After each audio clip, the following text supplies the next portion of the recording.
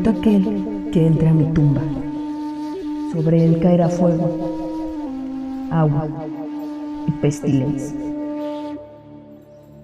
En 1923, poco después del descubrimiento de la tumba del faraón Tutankamón, Lord Carnarvon, quien financió la expedición, murió después de haberse contagiado de erisipela, un tipo de infección que desarrolló a raíz de la picadura de un mosquito. Su muerte recibió mucha publicidad. Los periódicos reportaron que el Lord había sido víctima de la maldición de la momia. La maldición, se suponía, estaba puesta en las tumbas de los reyes de antaño para evitar que fueran molestados. Muchos racionalizaron esta maldición como nada más que una forma de mantener alejados a los supersticiosos usurpadores de tumbas.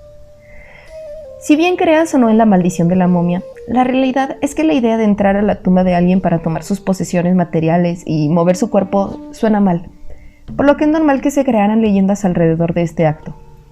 Las momias son, como los otros personajes que hemos explorado en nuestras otras cápsulas, una forma de muerto viviente.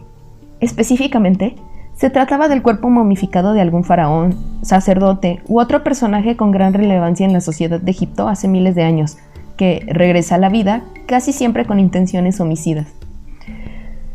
Con esta descripción, uno podría argumentar que se trata de una forma de zombie, solo que cubierto de vendas.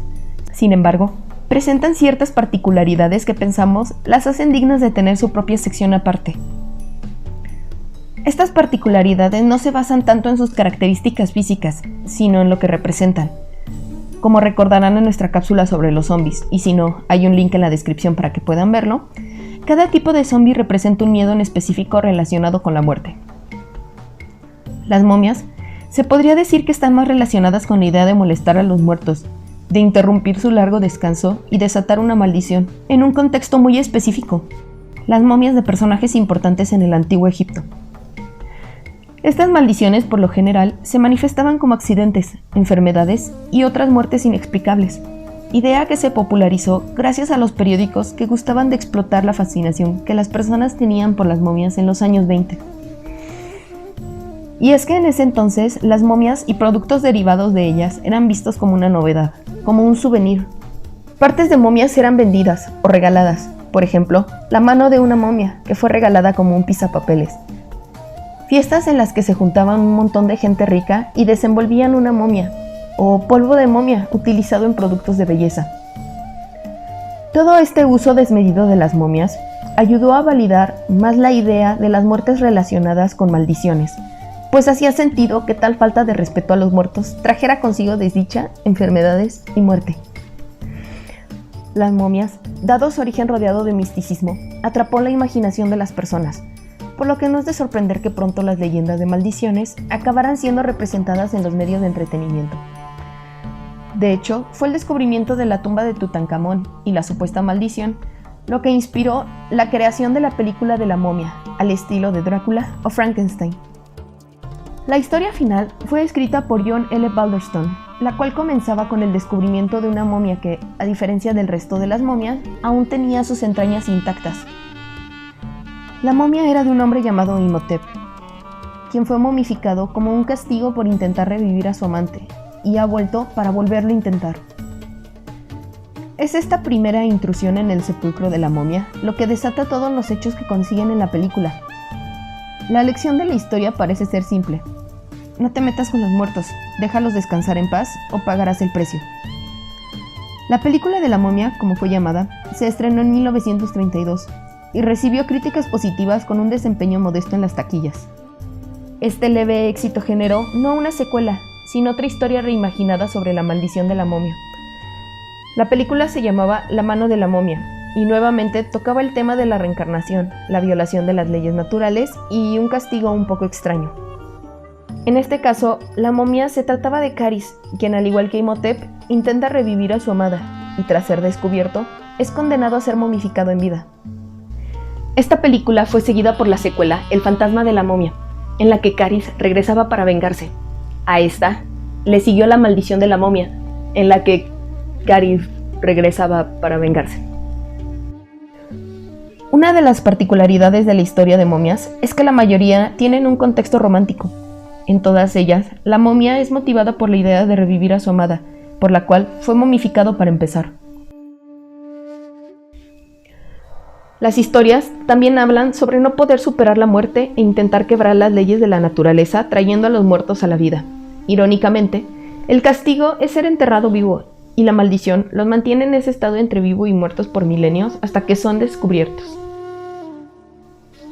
Con el paso de los años, la popularidad del personaje de la momia fue disminuyendo, y es que, para empezar, nunca fue tan popular como los vampiros o las brujas. Las momias parecían más un producto de su tiempo, cuando los continuos descubrimientos de restos egipcios eran eventos emocionantes y novedosos. Tal vez es este origen lo que limitó las historias de momias, causando que el personaje se volviera aburrido rápidamente.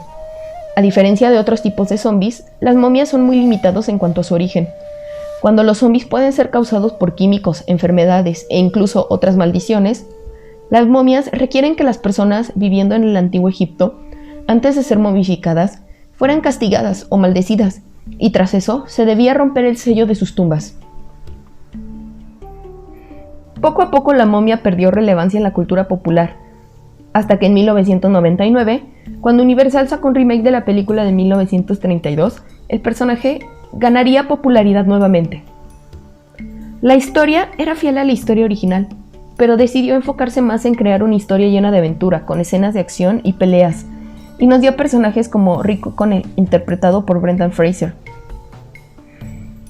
Esta película fue un éxito en su estreno, recaudando $43 millones en su semana de estreno. Si bien la recepción por parte de los críticos fue mixta, el público pareció disfrutar de esta encarnación de la momia. En la actualidad, esta versión de Brendan Fraser es quizá una de las más recordadas, y es que encontraron la manera de contar una historia que ya había sido contada en varias ocasiones, de tal manera que siguiera siendo emocionante. Te entretienes con las interacciones entre Rick, Ivy y Jonathan mientras buscan y después huyen de la momia. Los personajes son carismáticos, complejos, interesantes, y verlos corriendo por el desierto escapando de escarabajos carnívoros es simplemente divertido.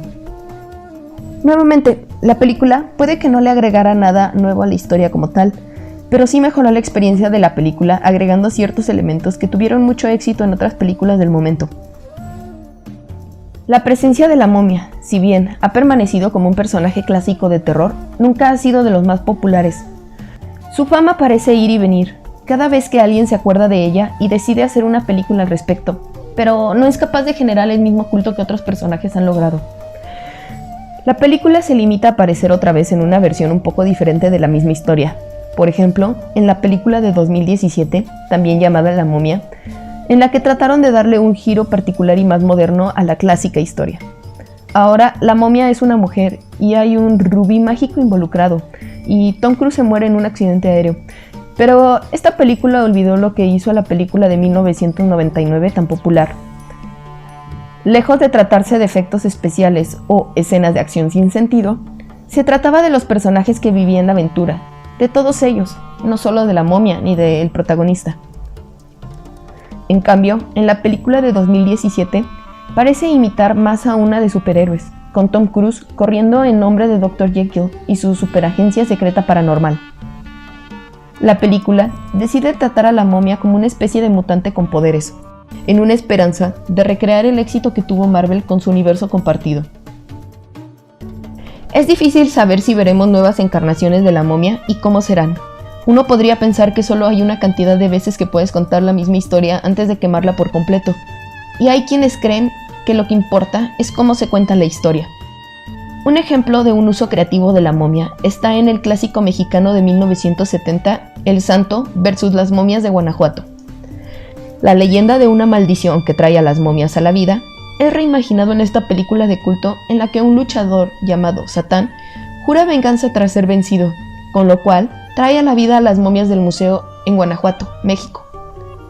Es así que el Santo, Blue Demon y Mil Máscaras unen sus fuerzas para derrotar a las momias. Estas momias tenían en común con las momias egipcias el hecho de que eran revividas como parte de una maldición, pero nada más.